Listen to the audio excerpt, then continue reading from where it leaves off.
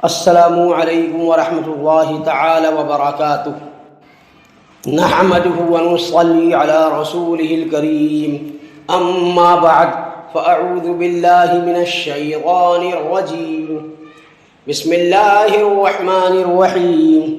حصول برکت لے بار درود شریف پڑھ لیجئے. اللہم صلی علی سیدنا و مولانا محمد معدن الجود والکرم وآلہ وبارک وسلم. سامعین اکرام، میں جیش محمد مصباحی آج پھر آپ کی خدمت میں ایک اور ویڈیو لے کر کے حاضر ہوا ہوں، جس کو میں نے روزے کے مسائل و احکام پارٹ نمبر 5 کے نام سے موسوم کیا ہے. سامعین اکرام، یہ ویڈیو سوال و جواب کی شکل میں ہے، جیسا کہ آپ نے پہلے بھی 4 قسط میں سنا ہے. تو اس ویڈیو کا پہلا سوال یہ ہے کہ اگر شوگر کا مریض روزے کی حالت میں انسولین لے تو کیا حکم ہوگا روزے کا؟ تو جواب یہ ہے کہ عام طور سے شوگر کا مریض انجیکشن کے ذریعے انسولین گوشت میں لیتا ہے، لہٰذا روزے کی حالت میں انجیکشن کے ذریعے انسولین لینے سے روزہ نہیں ٹوٹتا ہے. سوال نمبر 2 کہ مسافر کو روزہ چھوڑنے کی اجازت کب ہوتی ہے؟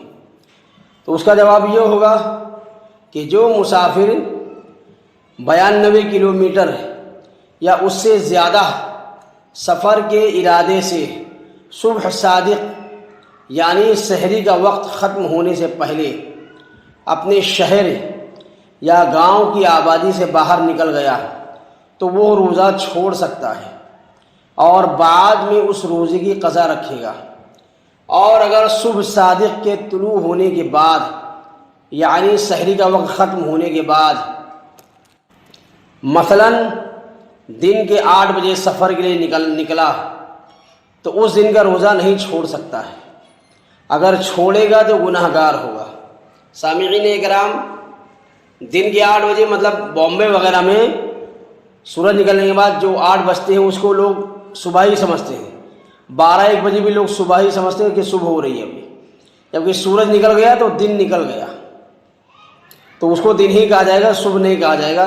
چونکہ 12-1 بجے لوگ سوتے ہیں تو ان کے لیے صبح 12-1 بجے ہوتی ہے.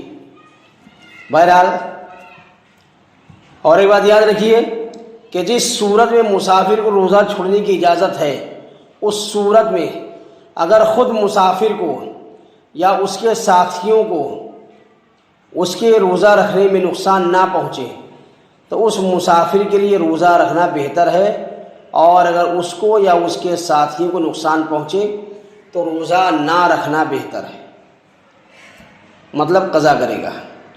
سوال نمبر 3 مریض کو کب روزہ چھوڑنے کی اجازت ہے؟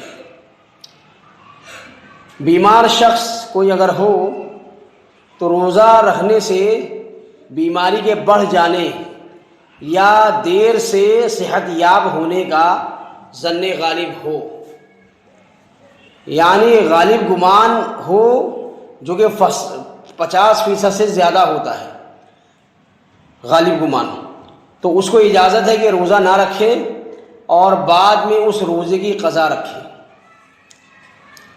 ایک بات اور یاد رکھیں کہ یہی حکم اس تندرست آدمی پر بھی لاگو ہوگا جس کو روزہ رکھنے کی وجہ سے بیمار پڑ جانے کا ظن غالب ہو. سوال نمبر 4 مریض کو ظن غالب کتنی چیزوں سے حاصل ہوگا؟ یعنی غالب گمان، زیادہ گمان کتنی چیزوں سے حاصل ہوگا؟ اس کا جواب یہ ہے کہ مریض کو غالب گمان 3 چیزوں میں سے کسی ایک چیز سے حاصل ہوگا. وہ 3 چیزیں کیا ہیں؟ وہ یہ ہیں: ظاہری نشانی سے، کوئی نشانی ظاہر ہو اس کے جسم میں، اس سے، یا اپنے ذاتی تجربے سے، کیونکہ ہر انسان کو اپنے باڈی کے اندرونی معاملات خود پتہ ہوتے ہیں کہ باڈی کے اندر کیا تبدیلی ہو رہی، تبدیلی نہیں ہو رہی ہے، تو اپنی ذاتی تجربے سے بھی وہ ظن غالب حاصل کر سکتا ہے. تیسرا، ماہر و تجربہ کار ڈاکٹر سے مشورہ کر کے ظن غالب حاصل کر سکتا ہے. اچھا، ایک بات یاد رکھیں کہ فتاوی شامی اور بہر شریعت وغیرہ میں ماہر ڈاکٹر کے ساتھ مسلمان اور غیر فاسق ہونے کی قید ہے، لیکن اس زمانے میں اس قید کی پابندی مشکل ہے۔ اس لیے اس میں علماء کرام نے اس زمانے میں نرمی اختیار کی ہے کہ فاسق یا غیر مسلم ڈاکٹر سے بھی آپ صلاح و مشورہ کر سکتے ہیں۔ آگے آپ کو یہ بتایا جائے گا سوال جواب میں۔ اب سوال نمبر 5، کیا مریض کافر یا فاسق ڈاکٹر کے کہنے سے روزہ چھوڑ سکتا ہے؟ تو وہی بات، جواب، چونکہ اس زمانے میں مسلمان غیر فاسق ماہر ڈاکٹر کا ملنا بہت ہی مشکل ہے، لہذا قابل اعتماد ماہر ڈاکٹر کافر ہو یا فاسق، اگر وہ روزہ نہ رکھنے کا کہے اور مریض کا دل بھی اچھی طرح اس ڈاکٹر سے مطمئن ہو کہ ڈاکٹر درست کہہ رہا ہے، تو مریض ایسے کافر یا فاسق ماہر ڈاکٹر کے کہنے پر روزہ چھوڑ سکتا ہے، لیکن بہتر یہی ہے کہ ایک سے زیادہ ڈاکٹروں سے مشورہ کر لیں۔ اب سوال نمبر 6، حاملہ عورت یعنی پریگننٹ عورت کے لیے روزہ رکھنے کا کیا حکم ہے؟ تو اس کا جواب یہ ہے کہ حاملہ عورت کو اگر اپنی جان یا بچے کی جان جانے کا صحیح اندیشہ ہو تو اس کو اجازت ہے کہ روزہ نہ رکھے اور بعد میں ان روزوں کی قضا رکھے۔ سوال نمبر 7، دودھ پلانے والی عورت کے لیے روزہ رکھنے کا کیا حکم ہوگا؟ تو اس کا جواب یہ ہے کہ دودھ پلانے والی عورت کو اگر اپنی جان یا بچے کی جان جانے کا صحیح اندیشہ ہو تو اس کو اجازت ہے کہ روزہ نہ رکھے اور بعد میں ان روزوں کی قضا رکھے، چاہے اپنے بچے کو دودھ پلا رہی ہو یا کسی اور کے بچے کو اجرت پر یعنی پیسہ لے کر کے دودھ پلا رہی ہو۔ دونوں صورتوں میں یہی حکم ہے کہ اگر جان جانے کا صحیح اندیشہ ہو تو روزے کی قضا کرے۔ اب سوال نمبر 8، کہ کیا بے ہوشی سے روزہ ٹوٹ جاتا ہے؟ تو اس کا جواب یہ ہے کہ بے ہوشی سے روزہ نہیں ٹوٹتا، چاہے خود بخود بے ہوش ہوا ہو یا اس کو انجیکشن کے ذریعے بے ہوش کیا جائے۔ ہاں یہ بات ہے کہ اگر ناک میں گیس سنگھانے یا منہ کے راستے سے گیس داخل کر کے بے ہوش کیا جائے تو اس صورت میں روزہ ٹوٹ جائے گا اور بعد میں اس کی قضا لازم ہوگی۔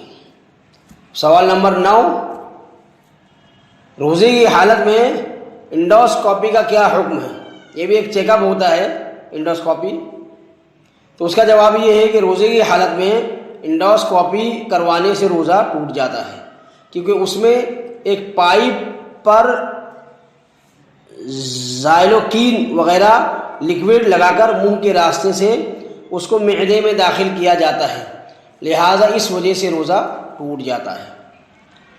اب سوال نمبر 10 اور پارٹ نمبر 5 کے اعتبار سے سوال نمبر 50 ہے یہ کہ روزے کی حالت میں مرد کی پیشاب کی نالی میں کیتھیڈ علاج کا آلہ داخل کرنے کا کیا حکم ہے؟